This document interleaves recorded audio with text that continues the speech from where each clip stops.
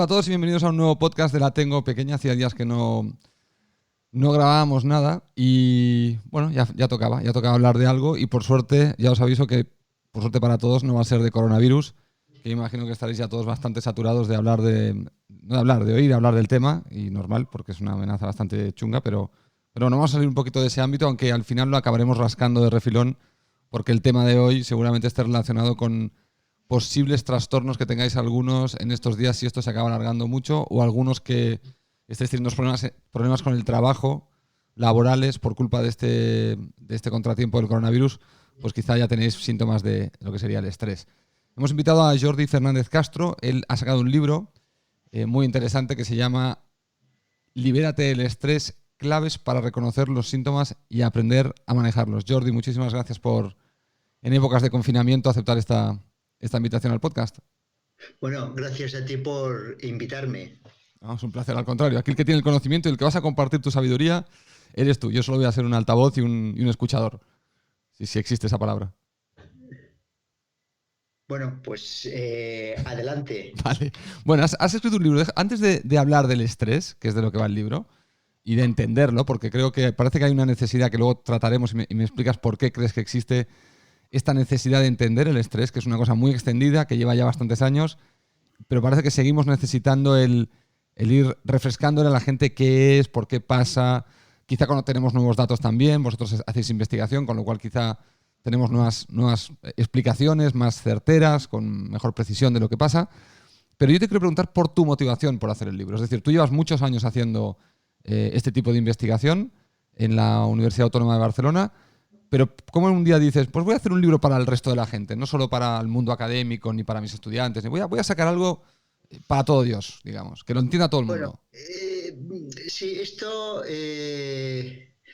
bueno, viene un poco de lejos. Yo cuando empecé, o sea, como has dicho, mi actividad principal es como profesor en la universidad, es realizar investigaciones. Nosotros hacemos investigaciones, digamos, yo empecé haciendo investigaciones más de laboratorio, con medidas fisiológicas, luego empecé a hacer investigaciones de campo, pues con encuestas, preguntando a las personas sobre sus experiencias, etcétera. Y luego también a formar a estudiantes de psicología, pues que tienen que ayudar a las personas que sufren estrés. Hace muchos años tuve una experiencia, no sé si decir que fue traumática, pero la experiencia del profesor que cree que lo sabe todo y luego cuando habla con la gente o se da cuenta o no sabe nada o no lo explica o está en otro mundo. Fui a dar había hecho una investigación, bueno, según mi punto de vista, muy rigurosa, muy bien hecha, sobre el burnout de los docentes en Cataluña. Había hecho una muestra muy bien seleccionada, nos habíamos desplazado a los centros, una cosa, vamos, yo quedé orgulloso de lo que habíamos descubierto, lo que explicamos. Entonces fui a un instituto a los profesores del instituto a explicar los resultados de esta investigación. Entonces, cuando empecé, me dijeron, tú no sabes nada. Esto es mucho peor, aquí nosotros sabemos lo que vivimos y aquí tú nos puedes explicar, porque aquí estamos todos estresados siempre y no nos importa lo que nos expliques. Así Claro, directo, hostia. dime. No, que así de directos, vaya. Sí, bueno, con más o menos educación. No, fueron educados, pero Contacto. o sea, yo lo que me di cuenta es que cuando un investigador hace, explica lo que ha descubierto, no es lo mismo cuando habla con un colega que cuando habla pues, con el público en general. Porque o sea, la gente lo que quiere saber es decir, lo que tú me estás diciendo, ¿cómo me afecta a mí? ¿Me sirve para algo? ¿Qué estás diciendo en mi vida? Entonces, desde ese momento, intenté alternar pues, mis actividades con a hacer grupos. Durante muchos años estuve con grupos de profesores, luego con estudiantes, con trabajadores bueno, mayores de 55 años, o con todos esos grupos, intento explicar cómo manejar el estrés propio, no explicando mis teorías, que son necesarias y las tengo, pero no convencer de teorías, sino decir, mira, tú qué es lo que te pasa y qué puedes hacer, ¿no? Y con este libro me pasó también algo parecido, porque, claro, los académicos, en la psicología, es que la psicología es un poco como ser entrenador de fútbol o el tiempo, ¿no? Todo el mundo sabe un poco, ¿no? Sí, Y entonces, claro, yo intento decir, "Oh, a ver, marcar lo siento, esa, no quiero ser, pero hay que ser sincero. O sea, sí, quiero decir, llevo muchos años investigando.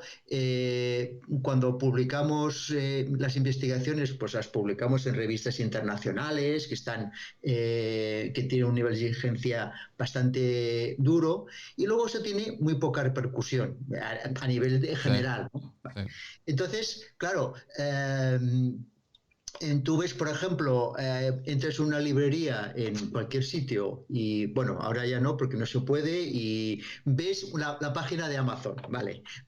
Entras a la página de Amazon y miras lo que hay de autoayuda o de psicología y ves una cantidad de oferta de, a ver, lo siento, de personas que se inventan cosas. O sea, dicen, pues a mí me parece que si las personas eficientes hacen esto, ¿no? Entonces, claro, esto te da un poco de coraje. Dices que yo sé mucho, pero claro, no, no te hacen caso. Entonces, me encontré este libro.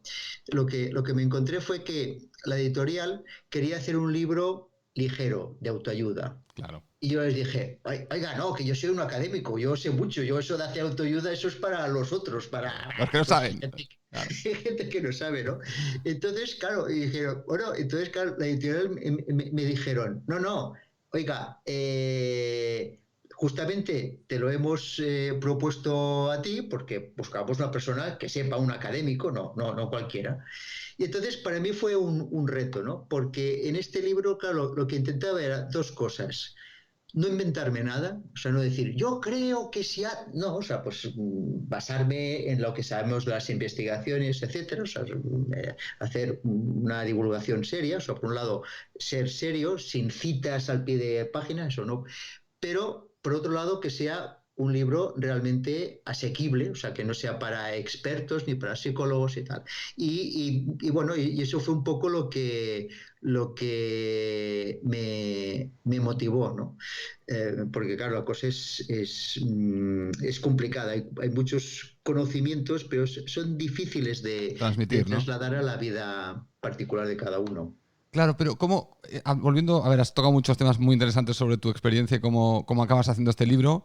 ¿Y crees que hay algún tipo de desconexión entre la investigación y la calle? Esto, o sea, tú parece que intentas resolver un poco ese agujero que hay, ese espacio que hay entre el mundo académico duro, de datos fuertes, técnico, donde digamos que es hasta un poco frío porque simplemente se intenta analizar bien la situación y llevarlo a ese mundo donde está el ser humano, que no tiene tiempo, que es más pasional, que no es tan duro con los datos, que lo que quiere son respuestas más fáciles, si queremos decirlo de alguna forma.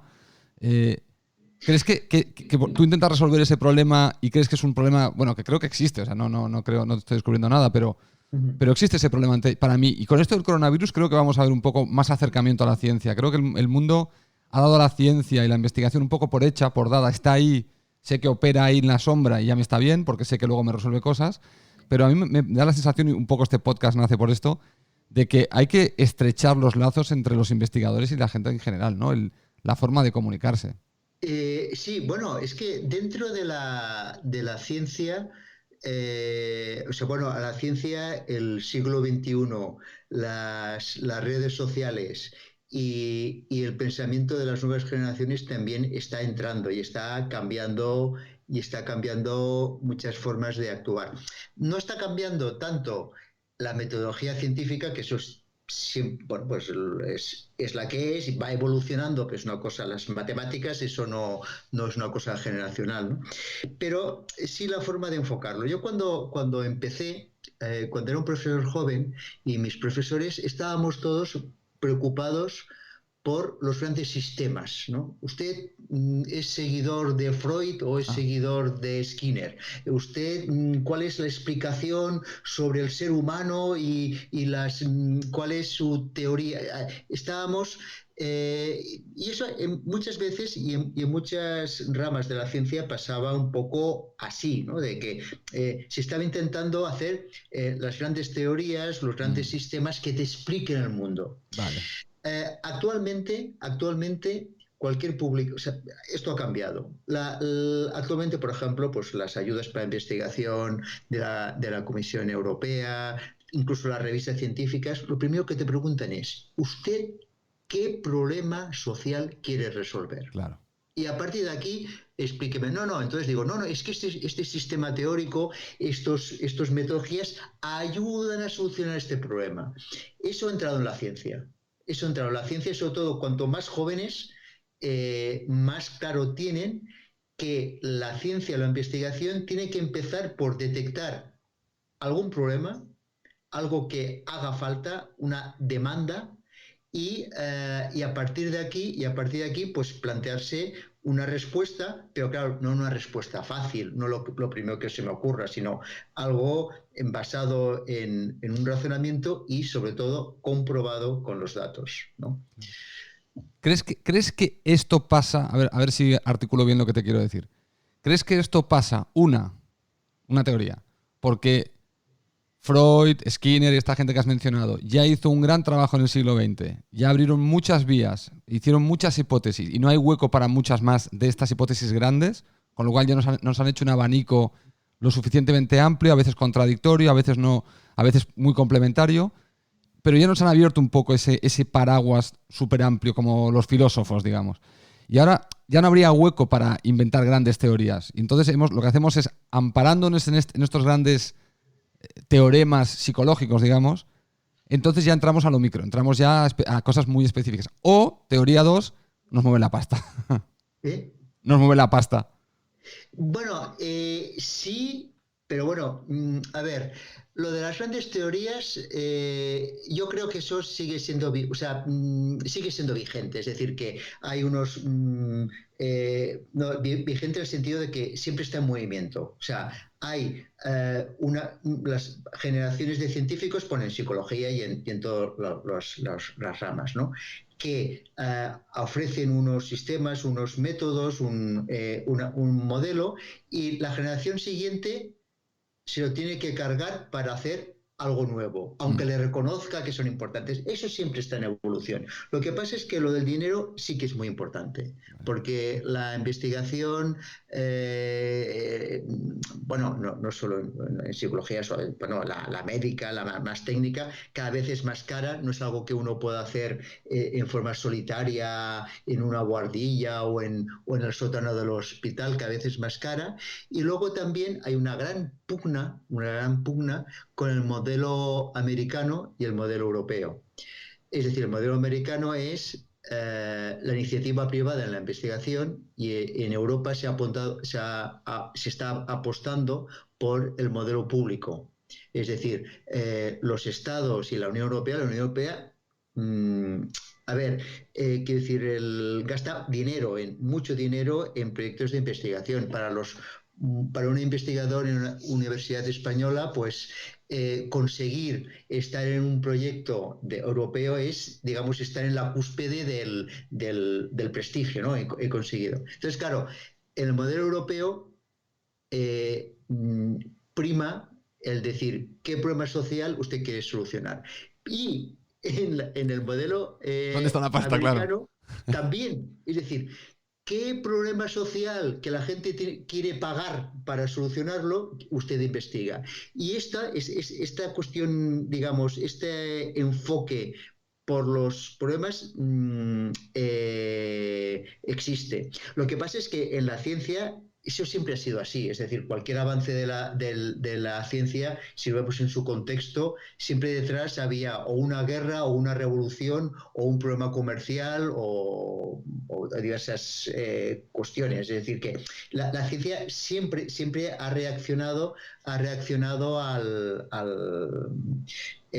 los problemas sociales. Lo que nos pasa ahora es que, mira, y tú formas parte de lo que nos pasa ahora. Uy, Dios. Es que, sí, la gente ya no quiere intermediarios, no les gustan los expertos, es decir, no, los que saben, o lo que dirían aquellos la casta. Pero a mí Es me decir, encantan los expertos.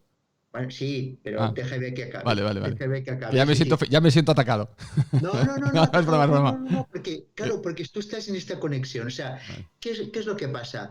En el siglo XX decían, hay gente que sabe, que hagan los que saben. Ahora queremos que nos lo expliquen. ¿Por qué haces eso? Porque, aquí está. Vale. Y aquí sí que entras tú. Vale. Es decir, que no damos, o sea, por el hecho de tener un estatus, no se te da el crédito. Lo tienes que demostrar. Vale. Y en las redes y en los sistemas de comunicación actuales, lo bueno que tiene y lo malo es que todo es objeto de crítica, ¿no? Claro, la gente de mi generación dice, oh, claro, es que ahora, tal como ya no hay medios, digamos, controlados, o sea, bueno, el clásicos, sino, pues ahora puede decir cualquier cosa y la gente se insulta, pero bueno, pero es que ese es el precio que pagamos por la libertad de circulación de ideas, ¿no? Y entonces ahora cualquier cosa que se diga, pues Se puede rebatir. sí, se puede debatir. Sí. Y la gente no dice, bueno, que debatan y que me digan a qué han llegado. No, yo quiero saber qué se debate. Claro, naturalmente aquí ya llegamos al nivel de educación general, pues bueno, a veces pues sabemos más o tenemos más o menos conocimientos, pero ahora digamos no se reconoce la autoridad digamos sin que se demuestre. Vale, déjame A eso solo... me refería con los intermediarios. Sí, pero yo aprovecho así porque también así voy un poco explicando por qué este podcast existe. Justamente la idea que tiene este podcast y de invitar a gente, y si lo has visto en los invitados anteriores, casi todos son académicos, justamente yo quiero devolverle a la gente, como esta intermediación que dices que hago, es volver a darle voz a los expertos, pero un poco porque yo reivindico que no todas las opiniones son igual de válidas. Esto que se dice, todas las opiniones valen. Para mí no. Para mí, si hablamos en psicología, mi opinión vale un pimiento y la tuya vale mucho. Entonces yo lo que quiero que la gente entienda, con podcasts largos de 1 hora de charla, donde tú puedes demostrar que sabes, recordarle, oye, que hay gente que sabe, que no estás escuchando, porque hay mucho ruido por ahí, pero yo, mira, si quieres dedicarle 1 horita de tu tiempo a escuchar a alguien que realmente sabe de este tema, yo te lo planto aquí. Además, él ha tenido la deferencia de estar 1 hora hablando conmigo. Con lo cual, un poco mi intermediación va a reivindicaros a vosotros y a reivindicar vuestra autoridad. O sea, yo no intento aquí nunca rebato, siempre pregunto, siempre escucho y nunca pongo en cuestión nada de lo que se me dice. Y muchas veces hay gente que me ha dicho, hice una entrevista un día que la gente me criticó, pero ¿cómo entrevistas a este tío? Me dijeron, ¿no? Bueno, es un científico que es uno bastante conocido que hace temas de transgénicos. Sí. Bueno, yo lo entrevisté porque él se dedica a esa investigación de la cual yo no tengo ni puta idea y lo único que quiero es que le escuchéis. Luego, cada uno que saque sus conclusiones, pero él está 8 horas al día en un laboratorio investigando sobre temas transgénicos. Ya, porque le paga no sé quién. Bueno, ese es otro tema. Ahí ya cada uno luego que saque. Por eso digo que un poco la idea del podcast es traeros para daros voz, porque yo tengo... A mí me molesta mucho esto. Yo reconozco que cuando voy a las redes sociales me ponen de muy mala leche. Yo las uso, pero veo a gente debatir y en la televisión incluso... ¿Sabes de qué me he dado cuenta? Mira, y te lo pongo por si algún día te hacen la trampa a ti. Te llevarán algún día a televisión. Imagínate que te llama, no sé, TV3 o Antena 3 o Telecinco porque ven tu libro y dicen, pues vamos a invitar a Jordi a que nos hable del libro. Y te van a poner a debatir de psicología con tertulianos que no tienen ni la más remota idea. Los tertulianos te van a pelear todo lo que digas. Todo te lo van a pelear. Y entonces tú te vas a ver como medio acorralado. Vas a intentar argumentar con argumentos, pero ellos te van a tirar con demagogias, con idioteces. ¿Por qué? Porque eso va a crear sarao. O sea, os vais a liar, tú vas a perder un poco los nervios porque vas a decir, a ver, un momento, ¿quién de aquí es psicólogo? ¿Quién de aquí estudia? ¿Sabes? Nadie. Bueno, entonces, pero tú seguirás con tus argumentos y ellos seguirán con sus idioteces. A mí esto me molesta mucho porque creo que lo que hace es entretener y muy mal informar. Y entonces crea esta sensación de que luego viene un experto de verdad a decirte algo que te es útil y se lo rebates. Y entonces dices, claro, si alguien que sabe te está dando la posible solución, que probabilísticamente puede que no funcione, porque hay veces que no funciona la solución, pero que seguramente tengas más probabilidades de éxito y vas y le vas a rebatir y vas a hacer otra cosa porque dirás, este no tiene autoridad. ¿Cómo que este no tiene autoridad? O sea, si yo estoy hablando contigo es porque tú has escrito un libro, porque he visto que llevas 20 y tantos o 30 años investigando temas de psicología y hay que darte voz. Perdón por el superdiscurso. No, es que lo encuentro fantástico, lo encuentro fantástico. Claro, naturalmente que estoy de acuerdo, que ahora el problema es de que tenemos, o sea, una cosa es la democracia de la dignidad y el respeto a cada persona, claro, una persona tal, y otra cosa es que las opiniones valgan igual. No. Entonces, claro, si tú me preguntases cosas sobre el coronavirus, diré, oiga, pues yo no sé, o sea, yo sé lo que me dicen, lo que puedo leer y a veces no lo entiendo bien, ¿no? Entonces me parece muy bien, o sea, es que, pero fíjate que ahora no tenemos vuelta atrás, No. O sea, ¿qué quieres? Volver, mira, hay un escritor italiano que se llama Baricco que ha escrito un libro que se llama The Game sobre las nuevas tecnologías y este tipo de cosas de la red y tal, ¿no? Entonces, claro, decía, oiga, es que cuando es una persona pues de mi generación, ¿no? Entonces dice, claro, cuando la gente se queja de que es que ahora los jóvenes están expuestos a un montón de tonterías, dice, pero a ver, esto es mejor que lo que veía yo cuando era niño, que veía que ese es un señor italiano, decía, pues mi padre leía el Corriere della Sera y veía la única televisión, la televisión pública, veía un canal de televisión y un diario. Eso es mejor lo que hay ahora. Claro, entonces, ¿qué pasa? Que ahora nos enfrentamos con que la gente tiene que crearse opinión porque hay libertad para que se opine. Entonces, por eso tu papel, digamos, los que reivindican, decir, me meto en la selva de las redes a decir cosas, pero reivindicando, pensemos en qué se basa lo que se dice, pues me parece fantástico. Pero fíjate que tú estás jugando a este juego, digamos, de abrir el campo. Entonces, lo mismo que tú haces tu podcast, lo digo mal, podcast. Con esta orientación, pues habrá otro que fomente las pseudociencias. Pues, claro. ¿qué le vamos a hacer? Bueno, pero que yo si hay alguien que es vamos a ponerle experto en pseudociencias. Vamos a poner que hay alguien que dice que lleva 30 años curando el cáncer con hierbas, por decir algo, ¿no? Yo le daré voz aquí. Bueno, llevas 30 años con esto, habla, cuéntanoslo. La gente podrá determinar, y yo determinaré seguramente, pues si no hay mucha base científica, le llamaré pseudociencia, y si te molesta, pues mala suerte, pero es lo que haremos, porque el método científico está bien definido y no hay motivo a especulación. Es decir, todos sabemos lo que es algo hecho con el método científico y algo que no está hecho con el método científico, con lo cual, o sea, yo creo que el hablar claro y las ciencias, hay cosas que no son rebatibles, es lo que dices tú. Hoy en día se rebate todo, incluso cosas que ya tienen un consenso absoluto en la ciencia. O sea, el método científico, que puede evolucionar y puede tener sus pequeños cambios, está bien consensuado entre los científicos, pero siempre habrá alguien que pondrá en duda que la ciencia no esté corrompida por el dinero, que no esté corrompida por no sé qué, y ya abra el campo a desprestigiar el método científico.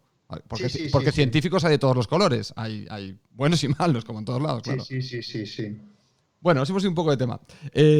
No, pero para mí es muy interesante porque estamos en el fondo, o sea, no, es que es interesante porque tiene que ver, si hablamos del estrés, con algo que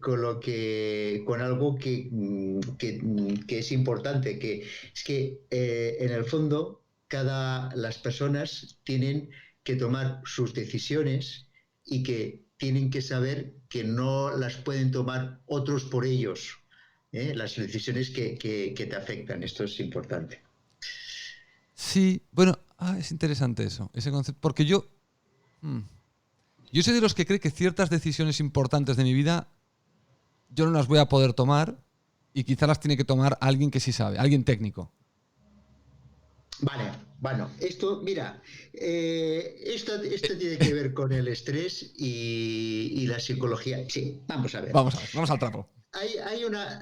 Mira, vamos a hablar de eso y iremos y pasaremos y llegaremos al estrés. Vale. Efectivamente, esto es una cosa, por ejemplo, los estudiantes de psicología de primero es lo primero que te preguntan. A ver. Las personas somos libres, eso cuando y decidimos, o estamos determinados por el entorno y lo que hacemos nos depende del entorno, o lo que dicen algunos psicólogos de que tu felicidad depende de ti. Si tú te lo propones, vas a ser feliz. Yo te voy a decir no. O sea, por aquí no vamos, claro. Por aquí no vamos. Bien, entonces es cierto. O sea, las personas somos frágiles y somos interdependientes. Vivimos en una sociedad y no vamos a decir, mira, no vamos a evitar hablar del coronavirus. No. O sea, estamos todos confinados y nuestro futuro está en nuestras manos. Si depende de decisiones de políticos, depende de que si se ponen de acuerdo o no las administraciones, depende si el vecino cumple las normas o no cumple las normas, el vecino o el del otro pueblo que yo no lo veo. Aquí lo hemos visto, resulta que estamos en casa tranquilamente y quizás una persona que está en Frankfurt y decide tomar un avión se va no sé dónde y contagia a alguien que luego te contagia a ti. Claro. Eso está fuera de nuestras manos. Y hay muchas cosas, porque las personas somos limitadas, somos frágiles y somos interdependientes. Y buena parte de lo que nos ocurre depende de los condicionantes externos. Lo que pasa es que cada persona necesita, digamos, sobrevivir físicamente y emocionalmente. O sea, si estamos aquí hablando es porque creemos que vale la pena. O sea, no decimos, pues total, no vale para nada, claro. Sí. Pues vale, sí. Algo hacemos. Entonces, ¿qué es lo que pasa? Nuestro bienestar psicológico, nuestro encaje con el mundo, depende de si nos podemos centrar en la pequeña parte de nuestras vidas que sí que está bajo nuestro control y nosotros intentamos orientarlo, sabiendo que efectivamente lo que está en nuestras manos es poca cosa. Pero si yo me concentro en esto, le puedo dar un sentido. Y en nuestro caso, la conclusión es muy clara. Es decir, oye, haz lo que debes, cumple las normas de higiene y de confinamiento. ¿El futuro depende de ti? No, pero yo proporciono, digamos, yo pongo de mi parte. Y esto te da equilibrio mental. Siempre, claro, mientras sabes que no depende. Entonces, a ver, ¿qué es el estrés? El estrés es cuando estás... bueno, es un poco metafórico, pero bueno, es decir, cuando estás expuesto a circunstancias que no controlas y que son inciertas, estás en la situación en la cual reaccionamos con las respuestas de estrés, estamos amenazados. En cuanto transformamos nuestro entorno, claro, soy psicólogo, no sociólogo, ¿no? O sea, nuestro entorno personal a unas pautas que tienen unos objetivos y que yo puedo, digamos, controlar o tomar mis decisiones, aunque sé que eso no va a solucionar el mundo. Entonces es cuando me estoy defendiendo del estrés, sobre todo, bueno, porque ya vamos, es que es una cosa que esto si no lo digo reviento, ¿no? Porque es una cosa que defiendo en el libro, porque claro, lo contrario del estrés no es la relajación, no es estar fuera del mundo. Lo contrario, o sea, el estrés es estar sometido a demandas que yo no puedo, digamos, hacer frente. Y eso es estrés. Lo contrario de estrés es actuar para hacer frente a las demandas digamos, sí, que te ponen la vida adelante, que me digamos. surgen. Claro. Es decir, cuando tú haces cosas convencido y cuando tú haces, mira, ahora mismo las instrucciones, cuando la gente ahora se levanta y sigue una rutina y dice, pues me voy a quitar el pijama aunque no tengo necesidad, eso es lo contrario del estrés. Vale. Actuar, digamos, dar un poco de lo que decimos los psicólogos, de sensación de control, aunque sepamos que en el fondo quizás es un poco engañosa, sí, pero yo organizo mi entorno. Lo de la relajación, bueno, es una cosa que puede servir y tal, pero necesitamos estar en el mundo. Claro. Y Entonces, necesitamos estar en el mundo sin sentirnos amenazados por todos lados. vale, entonces digamos que sería contraintuitivo cuando uno está con estas demandas el desatenderlas, digamos, el darles Ah, la claro, espalda. O sea, porque claro. un poco, ¿qué es lo que un poco nos parece que nos dicen? Ah, estás estresado, no hagas nada entonces. O como, entonces, No, o sea, esto es lo intuitivo, digamos. sí, Que en realidad es contraintuitivo por lo que vemos, por lo que dices tú. claro. Lo real, lo que tendría que ser correcto es, bueno, tengo 20 demandas, no puedo con ellas, me veo sobrecargado. Bueno, elijo una y la ejecuto. Y me olvido de la... Exactamente. Cuando tenga la segunda, voy a por la segunda. ¿Que tardo más tiempo? Bueno, eso es otro problema. Pero digamos que este consejo de, ah, estoy estresado, bueno, pues entonces tú mate en el sofá y no hagas nada. Eso posiblemente lo que va a hacer, por lo que estás contando, por lo que entiendo que estás contando, es sobrecargar más el sistema a la larga. Porque cuando te vuelvas a entrar en el mundo, digamos, los 20 problemas siguen estando ahí. Exactamente, exactamente. Este es el problema. Y esto es lo que a veces no se entiende de los psicólogos y digamos, los pseudopsicólogos hacen. Es decir, ante los problemas lo que hay que hacer es afrontarlos, no escapar de ellos. Claro, si hay un problema que te genera mucha ansiedad, quizás está el camino fácil que es reduce la ansiedad aunque no cambies el problema. Vale. Entonces, claro, los psicólogos lo que sabemos es que primero, ¿para qué hay que relajarse o reducir la ansiedad? Porque una persona alterada no piensa con claridad. Si tú tienes que afrontar el problema, respira, tranquilízate, toma distancia y luego toma tus decisiones. Para eso sirve la relajación, la mindfulness, todas las técnicas del cuerpo. No son un fin en sí mismo. O sea, no dices, ¿qué es lo que queremos? Vale. Vivir tranquilos. No, queremos vivir y para vivir hay que actuar. Vale. Entonces, esa tranquilidad del cuerpo te sirve para poder tomar decisiones que no estén, digamos, dominadas por las emociones del momento. Pero esta siguiente fase es necesaria decir, bueno, pensemos qué es lo que puedes hacer, ¿no? Entonces, claro, naturalmente,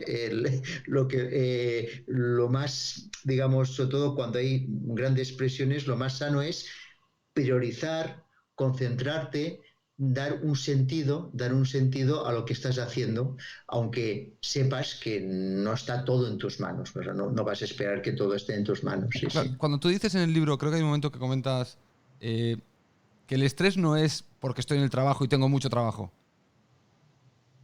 Que eso no es la definición de estrés. Que, uy, estoy súper estresado porque en el trabajo Sí, estamos a tope. sí, Eh, sí, sí, sí. o sea, ¿por qué eso no es el estrés? Sí, a ver, lo que sabemos es que hay ciertas circunstancias que técnicamente se llaman demandas, o sea, cosas fuera de nosotros, que cuando se producen pueden producir estrés.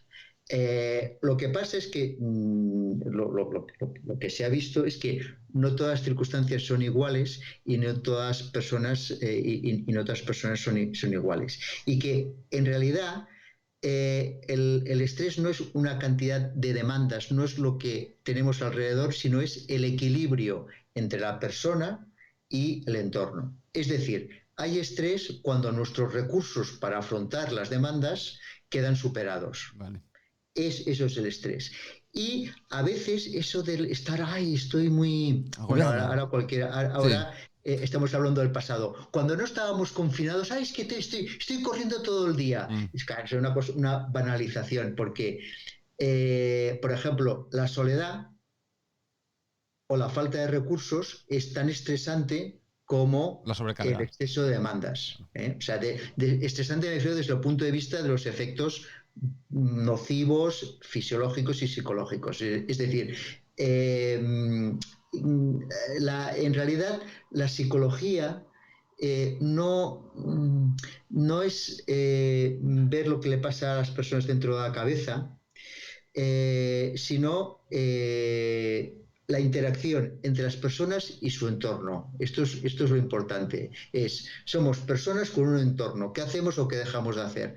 El entorno solo no nos explica lo que nos pasa. Es decir, oiga, usted trabaja en tal sitio, vive en tal... Bueno, pues sabré algo, pero no sabré poco sobre la persona, ¿no? Ni el entorno ni la persona es nuestra relación. Entonces, claro, lo que intento explicar en el libro, que es que justamente lo que está en nuestras manos es ajustarnos, adaptarnos, reformular al entorno. O sea, el entorno no lo cambiamos, pero podemos, digamos, ajustar nuestro lugar en el mundo. O sea, ¿qué hago yo? ¿A qué presto atención? ¿Cuáles son mis objetivos? Etcétera. Eso sí que lo puedo hacer. Pero sabemos que el resultado final, si voy a ser feliz o no de aquí a 5 años, no depende de mi voluntad. No se puede decir, no, si tú solo, te lo claro, propones, sí.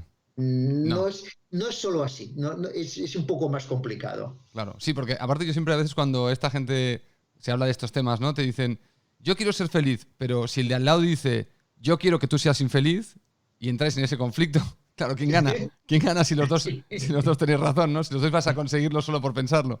Cuando entran alguno de los dos tiene que imponerse al otro. Yo lo que te estoy entendiendo, a ver si la interrelación entre lo que hay dentro de mi cabeza y mi entorno, es decir, mi percepción del entorno. A ver, repito, no sé lo que estoy diciendo. Para estar en un nivel óptimo, es decir, que no estás estresado, pero tampoco estás muerto, digamos, que estás en un punto óptimo de vida, de ejecución de tus cosas, por un lado tienes que saber interpretar tu entorno de una forma favorable y modificar aquella parte del entorno que sí puedas. Por ejemplo, no me gusta mi trabajo, me cambio. Sí, puedes, sí. Sí, claro. Y si no puedes, aceptar. O sea, aceptar que hay cosas que no te gustan, pero que te compensa, porque si no, no tendrías... tomar tus decisiones. Sí. Lo que no puedes estar es a disgusto. Mira, había es un chiste muy malo, es un chiste muy malo, pero un profesor que tenía lo explicaba, es muy malo, pero la idea es esta, ¿no? De que vas al trabajo, uno abre el paquete, y además es antiguo, porque es machista. Entonces abre ya me hace gracia. Otra vez un bocadillo de chorizo y le dice el compañero, pues dile a tu mujer que te ponga otra cosa, y dice, no, es que me lo hago yo. Es muy malo el chiste, pero bueno. que decir, las cosas, en el caso del trabajo es muy claro, es decir, si hay una cosa que no me gusta, pues la cambio. Si resulta que hay razones de fuerza mayor que no me dejan, lo reconozco y digo, aguanto este trabajo que no me gusta, porque la alternativa sería peor aún. Y no me hago mala sangre queriéndolo todo. ¿Me explico? O sea, todas tus decisiones. Bueno, entonces aquí traigo dos cosas a colación. Una sería la típica frase de, bueno, mírale el lado positivo, que entonces no está mal esta frase, porque si yo estoy en el trabajo y estoy solo, digamos, hablando mal de mi trabajo y no sé qué, está bien que alguien te diga, a ver, un momento, pon en la balanza también lo positivo y ahí podrás hacer un análisis más correcto de tu situación, ¿no? En lugar de estar solo centrado en lo malo y no queriendo ver lo bueno que tiene tu trabajo, que seguro que algo tiene. O sea, cuando alguien te dice esto de, bueno, intenta verle el lado positivo, tampoco es un mal consejo entonces, porque es un poco No. el poder balancear. No digo que te vuelvas positivo, sino que sepas aceptar lo malo, porque en lo malo, en esa situación, hay otro componente que ahora no estás viendo, que es la parte positiva del trabajo, que es que te paga el alquiler, que te permite de vacaciones a Ibiza o donde coño quieras ir. O sea o lo que, que sea, sí. ¿se entiende? No, es que esto, has tocado un tema que, bueno, Acabo de liar la parda. A ver. no, que yo es que lo encuentro muy, es que para mí es esencial. Yo cuando hago grupos y ejercicios, esto lo trabajamos mucho y hacemos el ejercicio que le llamamos de las gafas, ¿no? Ponerte unas gafas grises, unas gafas rosas. Entonces tú puedes coger cualquier situación. Pues eh, suena el despertador y es un miércoles y son las 7 o tal y suena el despertador. ¿Qué piensas? ¿Qué es lo que ves? O has acabado de trabajar y vuelves a casa cuando se volvía a casa de trabajar. O estás trabajando y entonces te dice el jefe que tienes que hacer algo urgente. O sea, lo que sea, cualquier situación. Entonces el ejercicio es, vamos a ponernos unas gafas de pesimista y vamos a ver todo lo malo. Pero todo el grupo, en grupos pequeños, todos concentrados a ver lo malo. Lo bueno es que cuando se hace el ejercicio se ve que aún se puede ver peor aún. No, vamos a ver lo peor. Y luego, cuando se ha visto esto, vamos a coger las mismas situaciones y vamos a verlas bien, lo bueno. Y todos vemos lo bueno.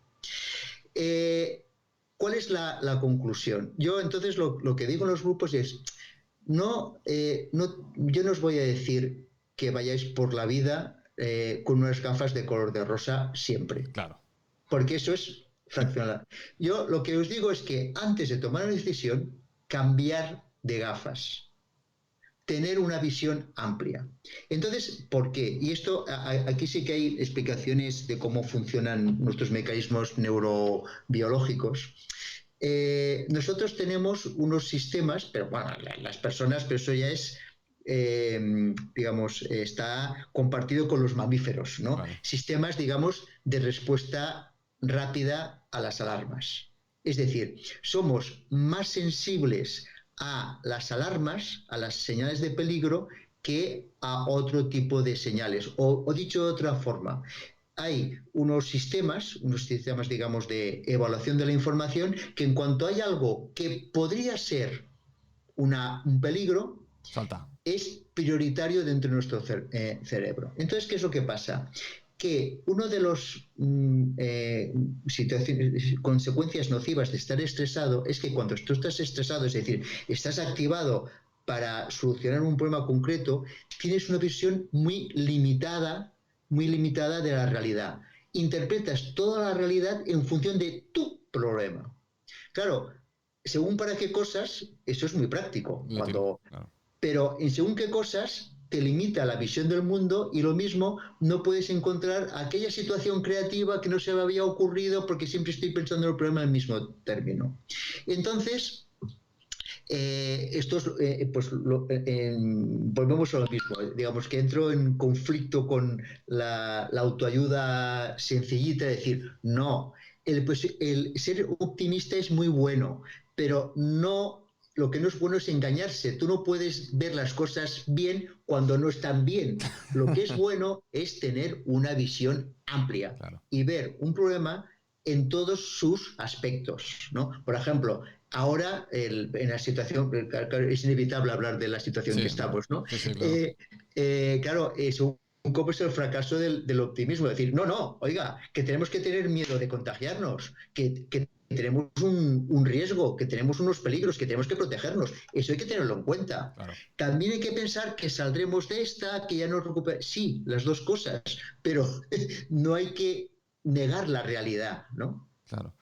Y la otra cosa que te quería hacer era justamente con esto de negar la realidad o de quererlo ver todo de color de rosa, que decías tú lo de la autoayuda, ¿no? De que creo que había una corriente, creo que ahora ya no es tan extendida, de, bueno, si te vas diciendo a ti mismo que todo está bien, Y me parece que eso ya, me parece que ya, creo, bueno, me parece, por los psicólogos con los que he hablado, creo que ya hay consenso de que eso no funciona y ya casi nadie lo recomienda, excepto la gente que hace autoayuda, que sí que he encontrado con gente de autoayuda que sigue vendiendo esa moto que parece que no tiene ninguna base ya científica ni siquiera práctica de lo que se ve en el mundo, ¿no?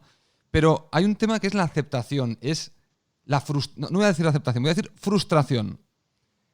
Que me da la sensación que somos una sociedad que tiene cero tolerancia a la frustración. Y entonces cuando algo frustra, en lugar de interpretarlo como algo natural, o sea, como que en la vida hay muchos momentos de frustración, hay algunos que se llevan mejor que otros. Por ejemplo, voy a poner un ejemplo muy tonto, pero solo para que sea ilustrativo. Cuando éramos más jovencitos y salíamos a ligar. Yo salía a ligar y yo de 20 noches que salía, ligaba una. Y gracias a Dios, Y gracias a Dios en aquella época. Entonces, el nivel de frustración, la tolerancia a la frustración que yo tenía, que luego podemos decir que si la camuflaba un poco con el alcohol por aquí o por allá, era elevadísima. O sea, nunca fui infeliz por el alto grado de frustración que tenía que tolerar en aquella época, ¿no? Y era, en ese factor, digamos, la frustración no provocaba infelicidad ni ansiedad. ¿Por qué? Había una película completa, que es que estoy con mis amigos, estoy de fiesta, bueno, no consigo lo que quiero, pero tengo otras cosas que también están bien, ¿no? Yo creo que ahora eso no pasa. Yo creo que ahora, si toda la película no está organizada como la persona cree antes de que se inicie la película, es decir, si luego cuando la expectativa no sucede tal cual, nadie le ha enseñado, ojo, que la expectativa que tú has creado, piensa que el 40% no se va a producir, mínimo, o el 50%. No existe. Eso es como que la película se tiene que producir como yo soñé que se tenía que producir. Y es más, te diré que creo que por los amigos que tengo que tienen hijos, que yo no tengo hijos, pero los que tienen hijos, veo que intentan educar a sus hijos para que no tengan ni un solo segundo de frustración. Que cuando son muy chiquititos, 4 o 5 años, 3, como que es fácil de conseguir. Se les da todo y punto. Pero no sé si estamos creando una sociedad donde la palabra frustración... Sí. ¿O estoy simplificando? Problema, bueno, también tiene que ver con un poco con lo que teníamos antes. Claro, es que tú lo has dicho, es un problema de expectativas. Y fíjate que ahora también lo que tenemos, lo que nos pasa con la sociedad actual, ¿no? Que tenemos como dos realidades, la realidad real, la presencial, y la realidad de las redes, ¿no? Entonces, claro, la expectativa virtual es que esa es inmaculada. Claro, si nosotros queremos que nuestra realidad real cumpla las expectativas de la realidad virtual, aquí vamos mal.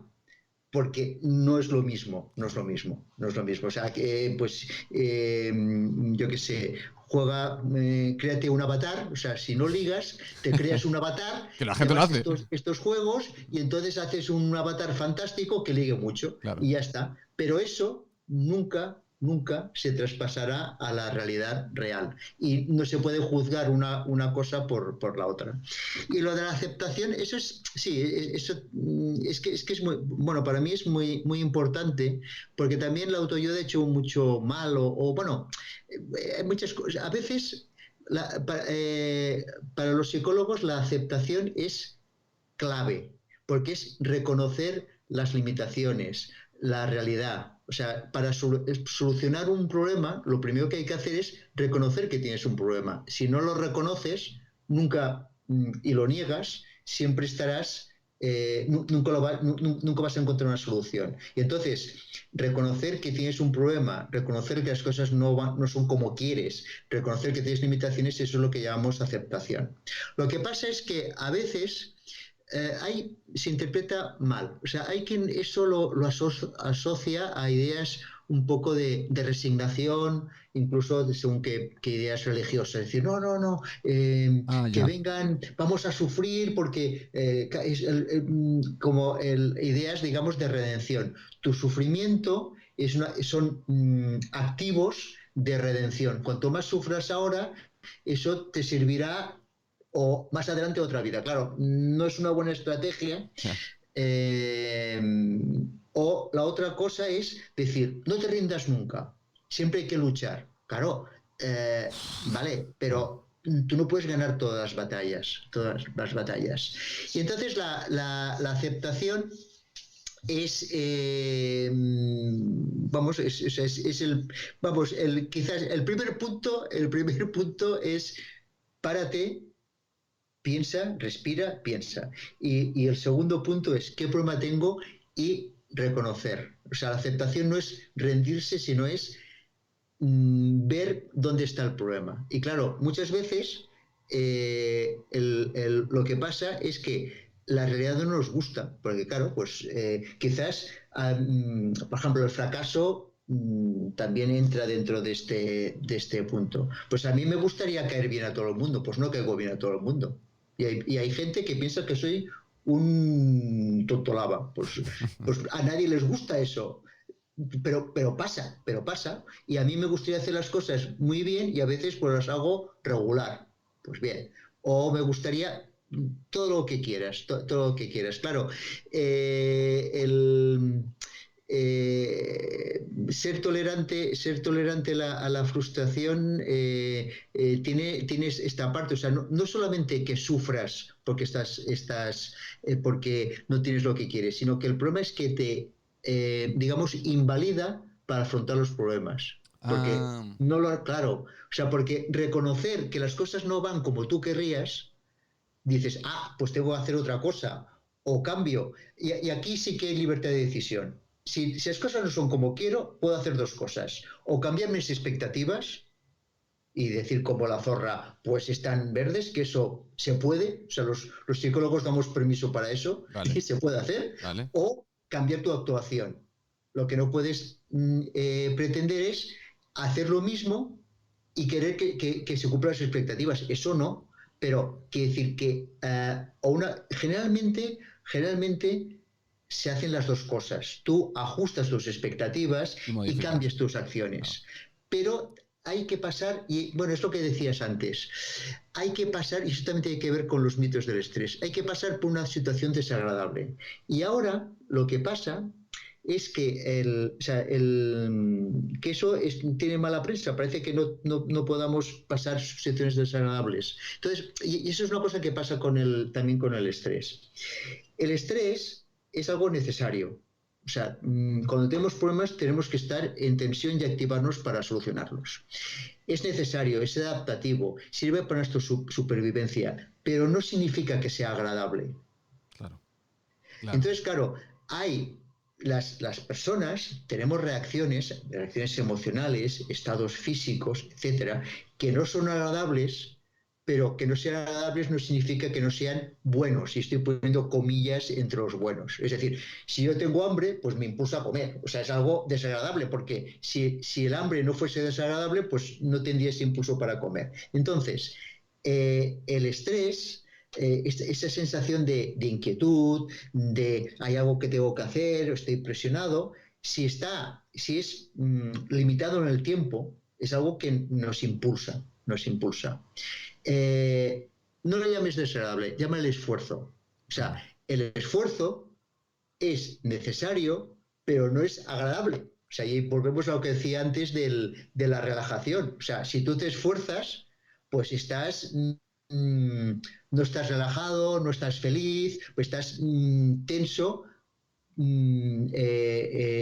Estás tenso, pero estás realizando una tarea. Es decir, si haces un esfuerzo con un objetivo y más o menos te vas acercando, pues estás satisfecho. Una cosa es satisfacción y otra cosa es ser feliz o relajado. Entonces lo que pasa es que ahora se identifica esfuerzo con estrés. Claro, todo lo que sea Claro. esfuerzo es malo. Entonces, claro, Ya tenemos un problema de base. claro, aquí ya no funcionamos. Claro. Aquí ya no funcionamos. Es decir, hay cosas que no son agradables, que cuestan, que pero entonces, por ejemplo, la gente que sale a correr, eso lo entiende perfectamente.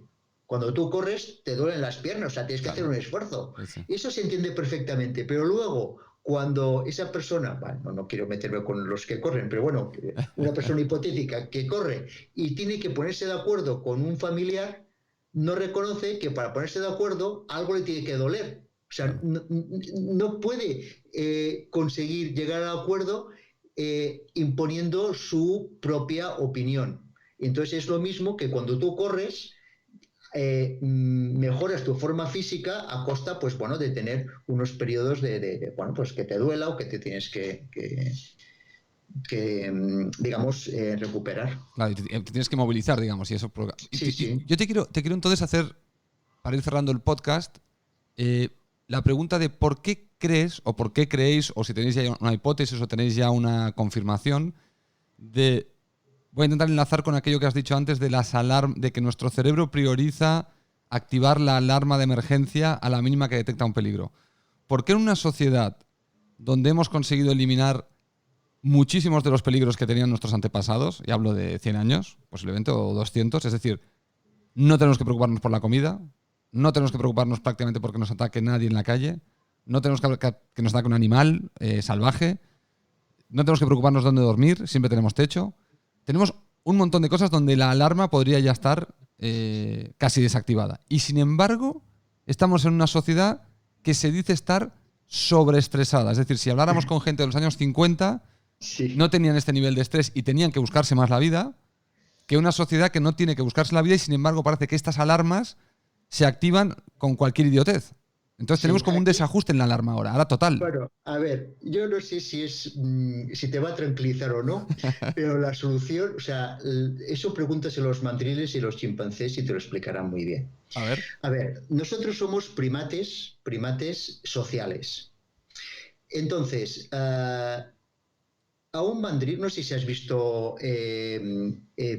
documentales de naturaleza, Sí, algunas, sí. pero a un mandril un león no se lo come, porque salen todos los mandriles con la mamá del mandril, el papá del mandril, el tío del mandril, el primo del mandril, A a pelearse. chillarle al león, a tirarle piedras y se va con la cola entre las piernas. Es decir, nosotros como somos unos primates, somos como primates sociales, somos terroríficos ante los predadores.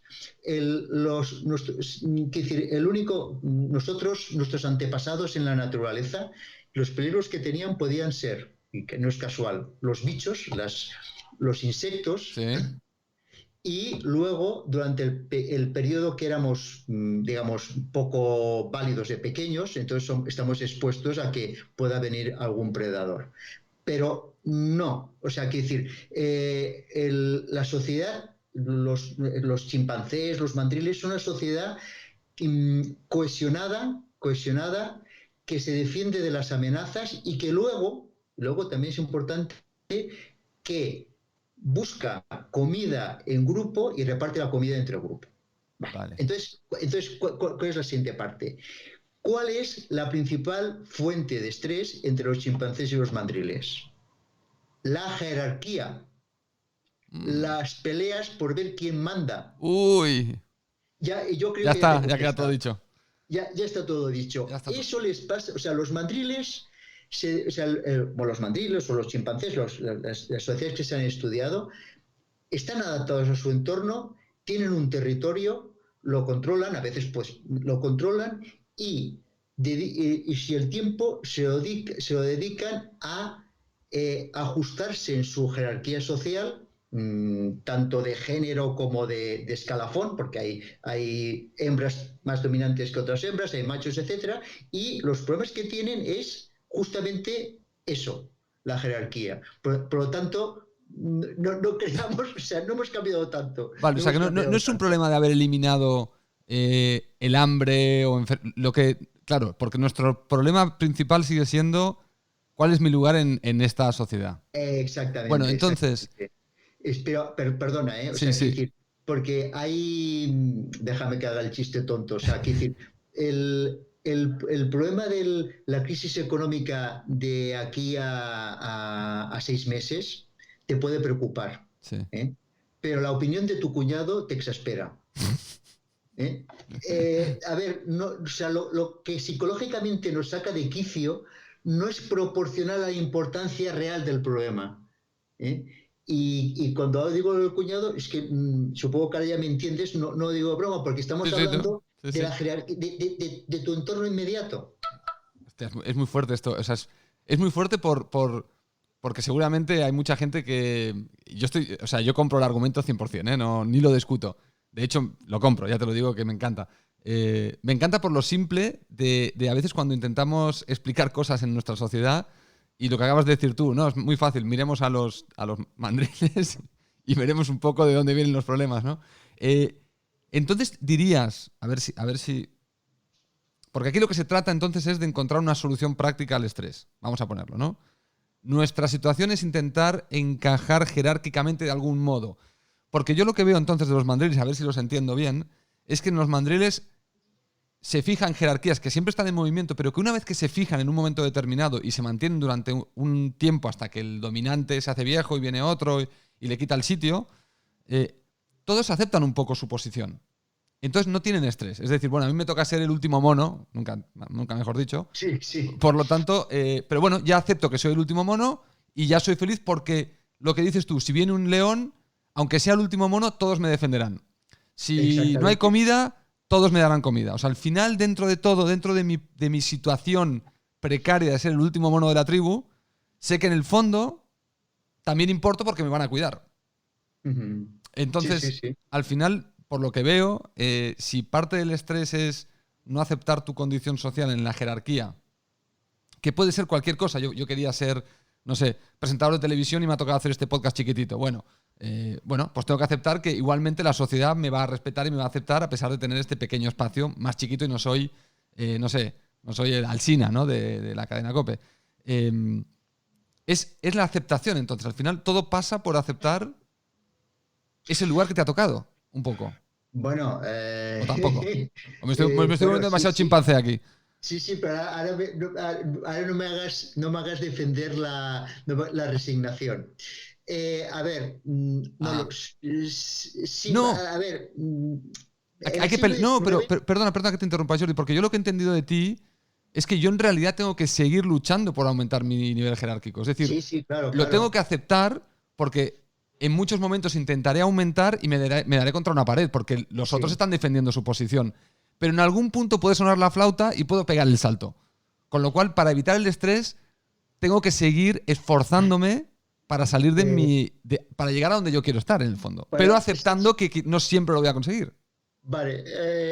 Es que ahora ya... No, entramos en un terreno Perdón. que soy... lo de los mandriles... hay un señor, un americano que es genial, que se llama Sapolsky, que se ha dedicado toda su vida a estudiar el estrés y las sociedades de los primates, que lo explica muy bien. Pero ahora vamos a entrar en un terreno sociológico que, bueno, a ver, pero está relacionado con lo que dices. En el siglo XIX, el hijo del campesino, lo más probable es que fuese campesino. El hijo del que hacía, yo qué sé, el del artesano sería artesano, el hijo del rey sería rey o príncipe, etcétera. Es decir, la sociedad, cosa que no significa que estuvieses contento o no con tu suerte, está más estructurada. Claro. Lo que nos ha pasado, sobre todo en el siglo XXI, es que, claro, bueno, en el siglo XX pasó algo fantástico, o sea, se podía subir de clase social.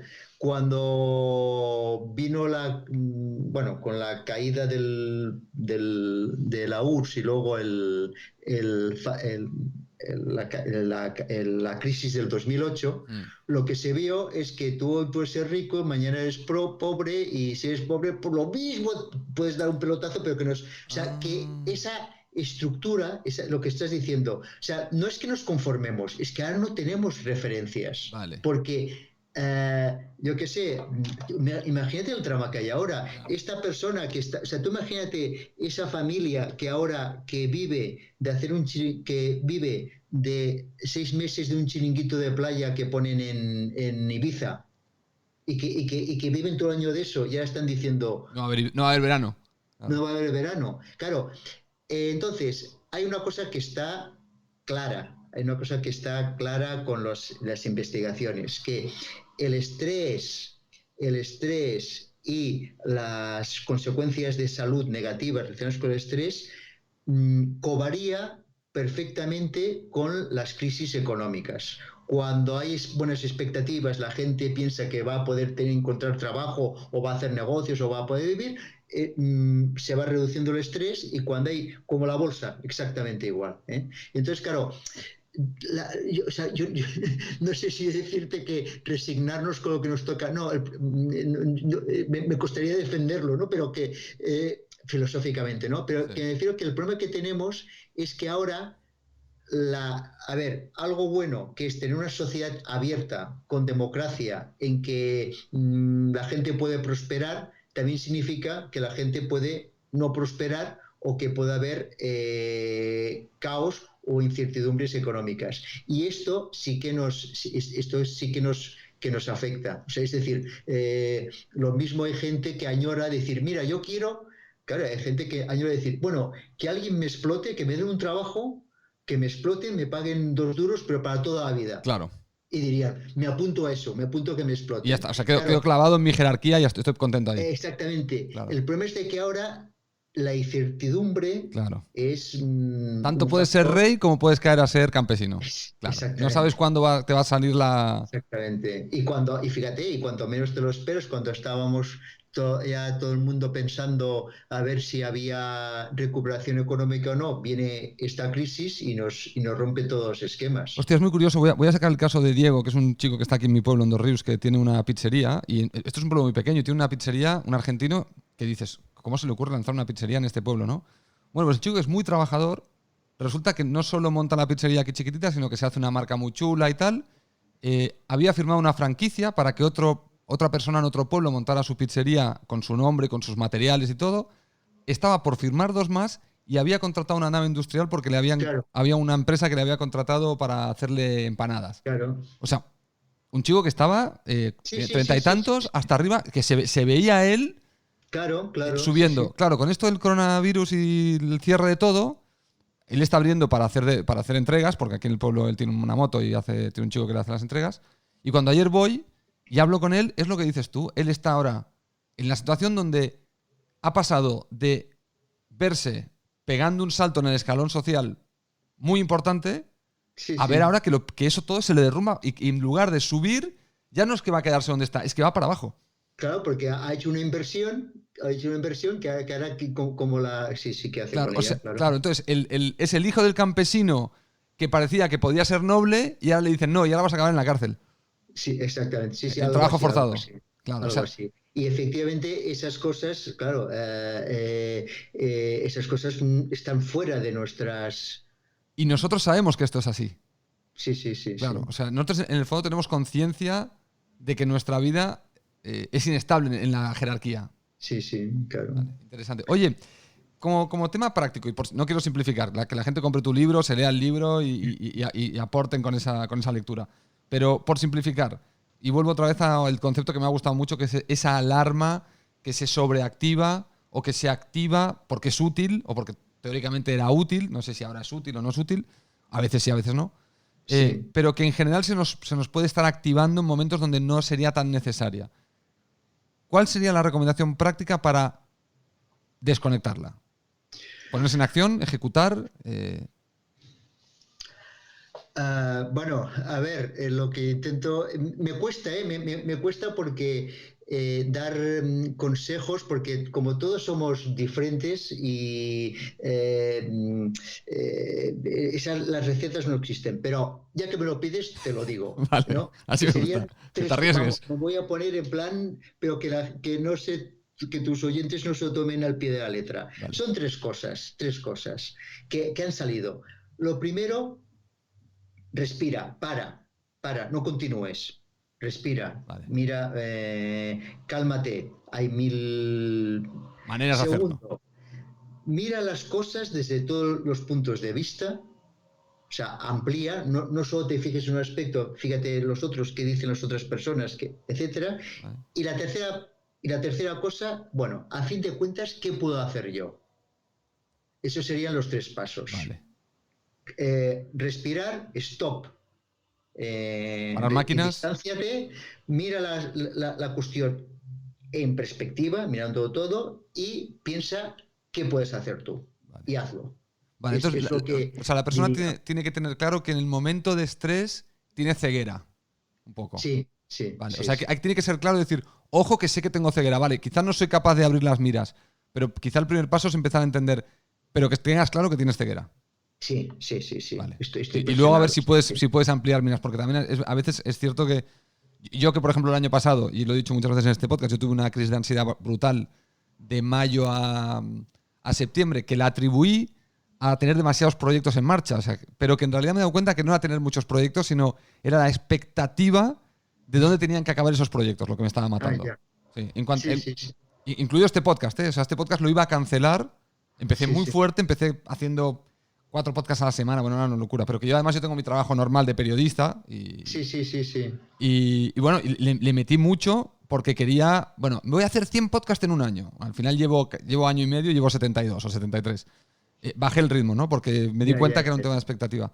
Pero sí que es verdad que cuando estaba metido en el agujero del estrés y de la ansiedad, que eso derivó en ansiedad, y la ansiedad derivó en parálisis, Sí, eso sí, que decía, sí. sí que es verdad que cuando la gente me decía, tuve ayuda psicológica, evidentemente, eh, cuando me decían cosas como esta apertura de miras, creo que me hubiese ido bien que me hubiesen dicho, haz lo que quieras ahora, pero que sepas que estás ciego. O sea, Sí, que sí, sepas que sí. estás viendo una película muy chiquitita.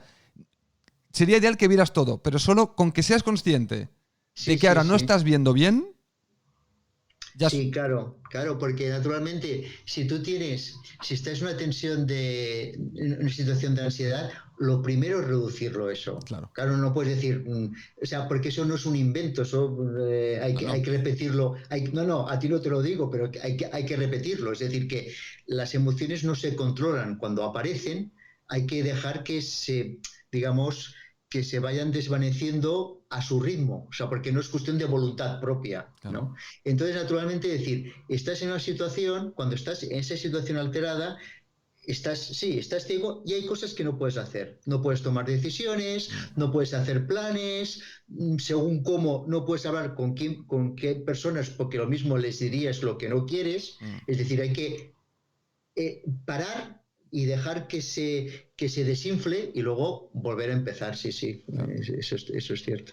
Bueno, Jordi, hostia, me ha encantado la charla, ¿eh? La verdad que ha sido muy, muy Ah, yo también didáctica, me lo he pasado muy bien, ha sido muy muy entretenida. agradable. Mira, son 1 hora y 12 minutos, no sé si te ha hecho muy pesado No, o no, ha pasado el tiempo volando. volando, ¿verdad? Bueno, me alegro. Pues yo me lo he pasado seguramente mejor que tú, que lo sepas. Eh, bueno, voy a poner la musiquita de salida del podcast, que la tengo que poner para cerrar, así queda más profesional. Muy bien, Pero no cortes la llamada, que cuando dejo de grabar me despido fuera de grabación. perfecto. Gracias, Pues Jordi. venga, Ha sido un gran placer venga, tenerte. a ti, gracias por invitarme.